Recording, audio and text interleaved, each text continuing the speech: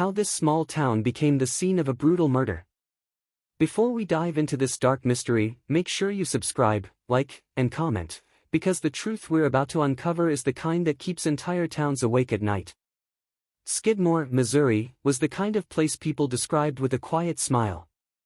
Rows of worn-down houses. A single gas station. The same faces at the diner every morning. It was a town built on routine and trust, the type where a stranger stood out instantly. That peaceful rhythm held steady for decades, until one day in 1981 when everything cracked, and Skidmore became a name whispered across the country with unease. The tension had been boiling long before the day of the shooting.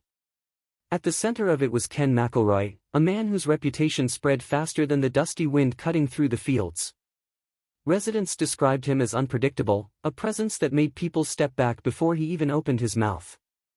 He had a long history of conflicts, property disputes, heated arguments, allegations of harassment, the kind of troubles that slowly wear down a community's nerves. And in a small town, nerves don't fray quietly. They snap. For years, people whispered about McElroy in hushed tones. Some locked their doors earlier. Others avoided certain streets altogether. But the strangest part was this: everyone seemed to be waiting for something to happen. Something big. Something that would finally tip the balance. Because every attempt to resolve the tension, from legal actions to town meetings, felt like throwing a cup of water onto a wildfire. Then came that July morning. It was supposed to be like any other day. Farmers fueling their trucks. Store owners sweeping their floors. But as McElroy parked his pickup truck right in the center of town, a different kind of silence took over Skidmore. Dozens of residents stood outside, watching. No one spoke. No one moved closer. They simply waited, as if the entire town felt something was coming, even though no one knew exactly what. When the sound broke the air, it wasn't just noise. It was a moment that split the town's history into before and after. McElroy never stepped out of his truck again. And while dozens witnessed the incident, confusion erupted almost instantly. Who did it? Where did they go? Why could no one point toward a single person? Within minutes, fear mixed with shock. Some people ran. Others froze. But one thing was certain: Skidmore would never look the same again. The moment investigators arrived, they stepped into a town that felt like it was holding its breath. Every face looked pale. Every conversation paused when someone walked by. And no matter how many witnesses they questioned, the answers circled in endless loops. No one claimed to see anything. Not clearly. Not enough to name a suspect. Behind the scenes, rumors swelled. Some said the town had finally reached its breaking point. Others insisted there had been threats leading up to the incident, warnings that no one took seriously enough. But the biggest mystery wasn't just who was responsible. It was why an entire town, full of people who saw the same moment unfold, suddenly had nothing to say. Sheriff's deputies searched for clues, hoping to uncover something, a motive, a confrontation, anything that could explain the explosion of tension. Instead, the deeper they looked, the stranger the silence became. And then came the moment that changed the investigation completely. Inside the sheriff's office, an evidence box arrived containing an item no one expected, something that didn't match any witness explanation, something that raised more questions than answers, and something the town definitely did not want uncovered.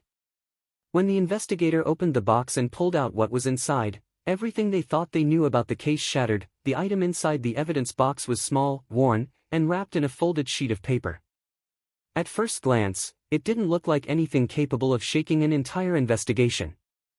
But the moment the sheriff read the note attached to it, his expression changed. His eyes hardened, his jaw locked, and the room fell so silent that even the ceiling fan sounded louder. Inside the box was a rusted key, the kind used decades earlier for storage rooms and back offices around Skidmore.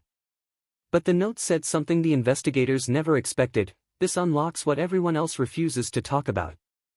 No signature. No clue where it came from.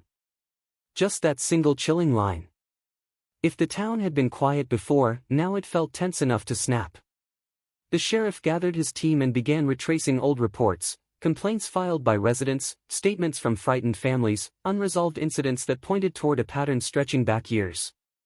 The deeper they dug, the more they realized that this wasn't just about one event. It was about everything that had led to it. One file stood out, a series of past conflicts between McElroy and nearly a dozen residents. Many of these incidents involved property disputes or accusations of threats. But there were also reports of anonymous phone calls late at night, unexplained damage to farm equipment, and neighbors who refused to open their doors after dark.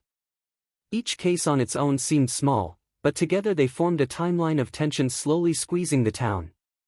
The sheriff's team believed the key had to unlock something connected to that timeline, a storage shed, an old office, maybe even a locked cabinet filled with overlooked documents. But when they began asking town residents about old buildings with matching keyholes, reactions grew strange. People avoided eye contact. Some claimed they didn't remember. Others insisted those buildings had been torn down years ago. It was clear that someone did not want the investigators finding whatever the key belonged to. Meanwhile, reporters from across the state swarmed Skidmore. Camera crews parked along the main road. Journalists knocked on doors that residents refused to open. The town, once nearly invisible on the map, had become the center of national attention overnight, and the pressure was suffocating. Then something unexpected happened. While investigators hunted for answers, another nearby town, Circleville, Ohio, reported a disturbing discovery, a new batch of anonymous letters, eerily similar in style and tone to the threatening letters that terrorized the area years earlier. Each envelope was addressed to residents who had never been involved in the original case. Each letter hinted at unfinished business and the danger of ignoring the truth. For investigators, the timing was too much to be coincidence. Two towns. Two histories of fear. And two unsolved mysteries involving anonymous messages and communities silenced by intimidation. The sheriff began to wonder, was the key in the evidence box somehow connected to these new letters? And if so, how could two communities miles apart share the same chilling pattern of secrets and silence? Then came the turning point.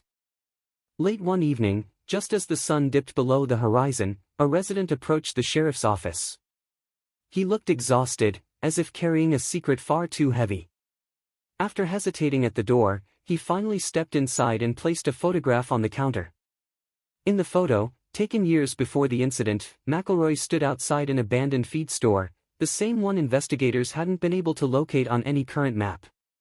And in the photo, hanging from the door was a lock, with the exact same shape as the rusted key found in the evidence box. The sheriff felt the temperature in the room drop. The abandoned store wasn't demolished, as residents had claimed. It was simply hidden, covered by years of overgrowth and forgotten roads. But the man who brought the photo didn't stop there. He whispered, "If you're going to open that door, you need to know something first." He paused, breath shaking. Someone in this town has been waiting years to make sure whatever's inside never sees daylight. The sheriff demanded to know who he meant. The man closed his eyes. When he spoke, the name he revealed changed everything investigators thought they knew, and pointed directly towards someone the sheriff never expected. The name the man whispered hung in the air like a weight the sheriff couldn't shake. It wasn't a drifter, a known troublemaker, or anyone who had ever appeared on a suspect list. It was someone the sheriff had known for years, someone trusted. Someone who had stood beside him at town meetings, volunteered at local events, and never raised suspicion. He said the name again, quieter this time, as if saying it too loudly would make the walls listen. The sheriff's face tightened. If this man was telling the truth, the investigation had just shifted from an impossible mystery to something far more dangerous, a betrayal woven deep into the fabric of Skidmore itself. The sheriff gathered a small team and drove to the hidden road leading toward the abandoned feed store. The path was barely visible, swallowed by weeds and the kind of silence that makes your heart beat louder than your footsteps. As they approached, the old building emerged from the trees, its wood bowed, its windows dark, its roof sagging as if trying to bury its secrets.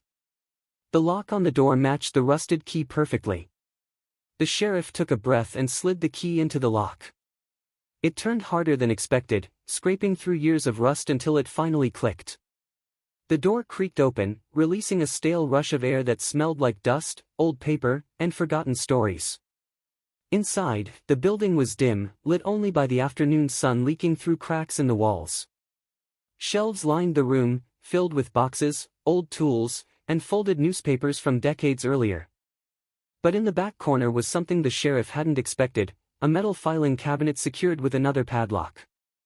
The man who had come forward stepped inside and pointed at the cabinet. "That's what people wanted hidden," he said quietly. They broke the lock and opened the drawers one by one. Inside were folders, letters, and handwritten accounts, documents that traced years of intimidation, disputes, and confrontations involving McElroy. Some of the reports were never filed officially. Others were drafts that residents must have written but later withdrew out of fear. But the deepest drawer revealed the most unsettling discovery. A series of anonymous letters, not from Circleville, but from right here in Skidmore, written years before McElroy's death. Letters warning the sheriff's office, town leaders, and even neighbors about tension that was spiraling out of control. Letters predicting that someone would eventually take matters into their own hands if official action failed. Some letters were signed with initials. Others had no signature at all.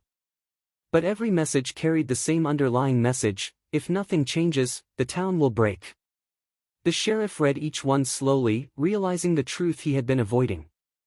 The town's silence wasn't protecting a single person. It was protecting itself. The man beside him whispered, "Nobody wanted things to end this way." But people felt cornered. Scared. They believed no one was listening. The sheriff closed the drawer.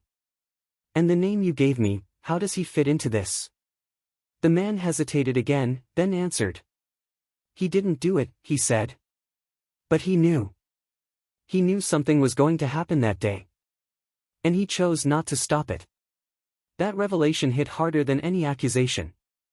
It wasn't a confession to a crime, it was a confession to complicity, to understanding the pressure that had built up for years and choosing to look the other way.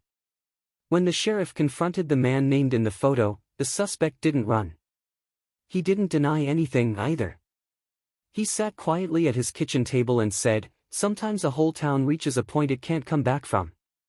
Legally, there wasn't enough evidence to charge him, or anyone. The witnesses still said they saw nothing. The letters named no one directly. And the key only opened the door to a history the town had spent decades trying to forget. The case remained open, unsolved. Skidmore returned to its quiet routines, but something in the air stayed different, like a shadow that refuses to leave a room even when the lights are on. And months later, when news spread that another small town had begun receiving anonymous warning letters, investigators wondered the same question they had asked in Skidmore. Are we seeing the end of a story, or the beginning of another? If you thought this case was intense, you're not ready for what comes next. Hit subscribe so you don't miss the next story.